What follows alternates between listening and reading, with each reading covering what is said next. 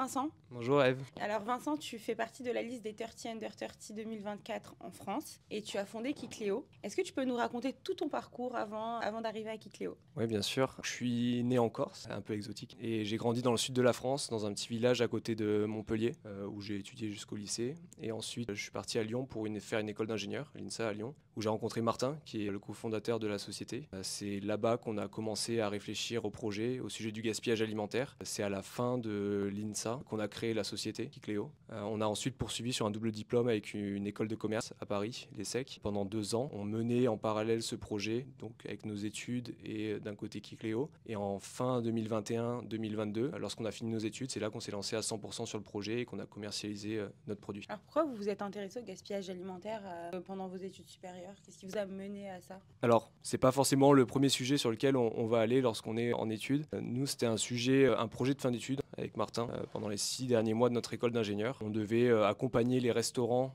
de notre campus, donc c'était plutôt des restaurants universitaires, le Crous, mais aussi le restaurant de l'INSA, dans la réduction du gaspillage alimentaire. Et on est allé voir ces restaurants, on leur a demandé, on doit vous accompagner sur le sujet, quelles sont vos problématiques, qu'est-ce qu'on peut faire pour vous aider? Et ils nous ont dit, on sait qu'on a des problèmes sur le gaspillage alimentaire, on sait qu'on jette beaucoup à la poubelle, mais en fait on n'a aucune idée de qu'est-ce qu'on peut faire de ce qui part à la poubelle. Et donc on a pris nos petites mains avec Martin, on est allé dans les locales poubelles, c'est pas très sexy, mais on a ouvert toutes les poubelles, on a regardé ce qu'il y avait dedans, on s'est rendu compte que c'était hyper complexe à mettre en place, ça nous prenait énormément de temps. Et donc on s'est dit comment on peut prendre le problème sous un autre angle. Et donc on s'est dit on va analyser le gaspillage alimentaire avant qu'il arrive dans la poubelle. Et donc on a placé, au début c'était un iPhone, un peu comme ici sur un trépied, au-dessus des convoyeurs, donc le tapis roulant où on dépose son plateau et au-dessus des poubelles. Et en fait on scannait tout ce qui allait à la poubelle et on le regardait visuellement, sans intelligence artificielle, juste on se disait là il y a beaucoup de carottes, là il y a beaucoup de frites, etc. Et des potes à nous qui étaient vraiment spécialisés sur de l'informatique nous ont dit mais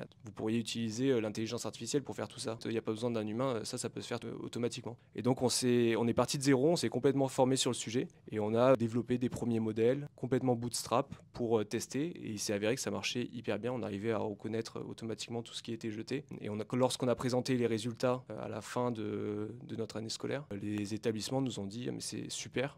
Enfin, nous, ça va vraiment nous aider à retravailler nos recettes, à retravailler ce qu'on produit, ce qu'on sert.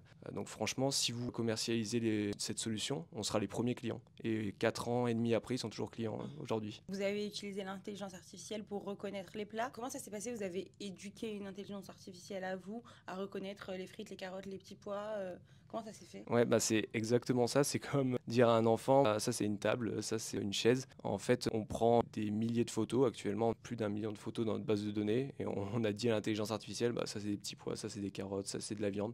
Donc c'est vraiment un travail de fond manuel qu'on réalise toujours aujourd'hui et qui permet d'entraîner l'intelligence artificielle à reconnaître des aliments. Et après, on a une deuxième partie, reconstruire le volume des aliments pour avoir automatiquement leur poids sans avoir à peser tout ce qui part à la poubelle ou tous les plateaux un par un. Et ça, c'est vraiment une intelligence artificielle qu'on a développée, brevetée en interne, donc qui nous appartient complètement chez Kicléo. Du coup, après vos études, vous avez directement fondé Kicléo, tous les deux au départ, et vous êtes rentrés à Station F, c'est ça? Alors, on a fait une première année où on était seulement avec Ventures, qui était l'incubateur de l'ESSEC, lorsqu'on était encore étudiant en fait. Donc ça tombait bien parce qu'on vivait sur le campus et comme l'ESSEC est à Cergy, on avait nos bureaux là-bas. Et la deuxième année, on a pu intégrer Station F pendant 2 ans, ce qui nous a permis de rencontrer pas mal de personnes, lancer les premiers projets avec nos premiers clients. Donc c'était plutôt des tests, on y est sur la construction du produit. Ça nous a permis aussi d'accueillir des nouvelles personnes dans l'équipe, donc les premiers développeurs qui nous ont rejoints et qui sont encore avec nous aujourd'hui. Vous êtes combien de personnes aujourd'hui qui travaillent quotidiennement pour Kicléo? Alors aujourd'hui, on est une vingtaine de personnes. La plupart de l'équipe est composée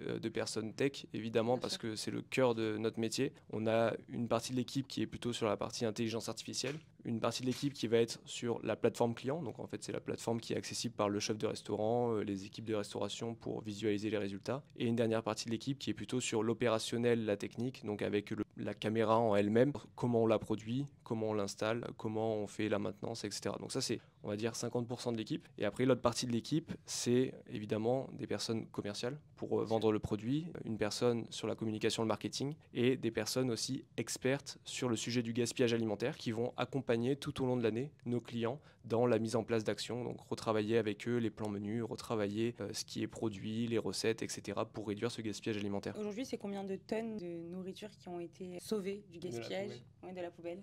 Alors, on n'a pas encore les chiffres 2024 parce qu'on pilote pas au quotidien, mais sur les chiffres de 2023, avec les 100 restaurants qu'on a accompagnés, on est aux alentours de 100 tonnes de nourriture qui ont été évitées de la poubelle. Ça représente à peu près 200 000 euros sauvés de la poubelle.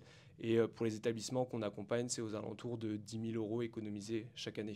Alors ça, c'est sur le plan business, ça d'argent et de temps de travail, mais ça a aussi un impact écologique, j'imagine. Est-ce qu'il y a eu besoin de sensibilisation des restaurateurs ou c'est quelque chose que vous avez qui s'est fait assez naturellement puisque c'est déjà un besoin? Alors, on ne va pas se le cacher, la plupart des établissements de restauration, ils mettent en place notre solution pour le côté économique, parce que évidemment, sur des restaurants qui font du volume comme celui-là, chaque centime compte, et donc l'objectif pour eux, c'est de pouvoir faire des économies. Après, évidemment, tout ce qu'il y a autour, c'est-à-dire soulager les équipes parce qu'ils n'ont plus à regarder le gaspillage alimentaire, réduire l'impact environnemental, à améliorer la satisfaction des clients parce qu'on sert des plats en bonne quantité, qui plaisent plus, bah ça c'est que du bénéfice autour. Ok, donc tu fais partie des Under 30, c'est ce qu'on a dit tout à l'heure. Comment est-ce que tu as connu ce classement? Comment tu as participé? Pourquoi tu t'es dit je vais y participer? Je pense que lorsqu'on travaille dans l'entrepreneuriat, on connaît tous un petit peu ce classement 30 Under 30. Et donc évidemment, moi ça faisait des années que je le regardais et bon, je m'étais toujours dit que c'était un petit peu inaccessible parce qu'on voit des stars à travers le monde qui sont dans ce classement. Récemment, j'avais été invité à la cérémonie de l'année dernière, donc c'était fin d'année 2023. Et c'était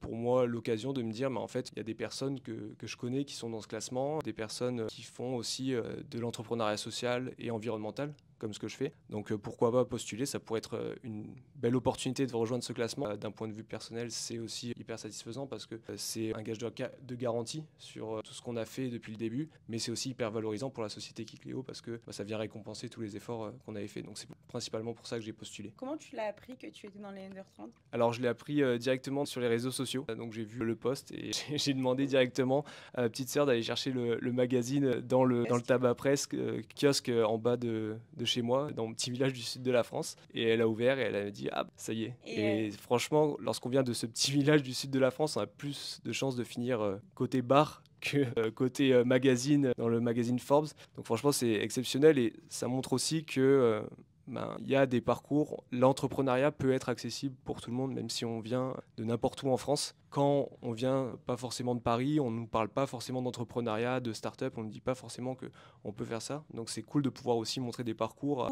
Aujourd'hui, Kikléo, ça a 4 ans, c'est ça? Ouais, exactement. Dans 4 ans, Kikléo, c'est où? Ça fait quoi? Alors déjà, Kikléo aujourd'hui, c'est plus qu'en France, parce qu'on a lancé des établissements récemment en 2024 aux États-Unis, dans des universités aux États-Unis. On peut avoir des noms? Je peux pas donner de nom encore. Okay. Ouais. On a lancé aussi au Portugal, un établissement, au Luxembourg. Donc c'est plus qu'en France, c'est aussi à l'international. Et l'objectif, c'est sur cette fin d'année 2024, mais surtout sur l'année 2025, d'aller chercher toute l'Europe et idéalement les États-Unis qui sont un énorme marché de restauration. Et de gaspillage. Et de gaspillage alimentaire, évidemment, parce que c'est un des pays qui gaspille le plus. Et donc, dans 4 ans, Kikléo, c'est une start-up ou scale-up plutôt, à l'international et un leader dans l'analyse et la réduction du gaspillage alimentaire. Super, merci beaucoup. Merci à toi, Eve.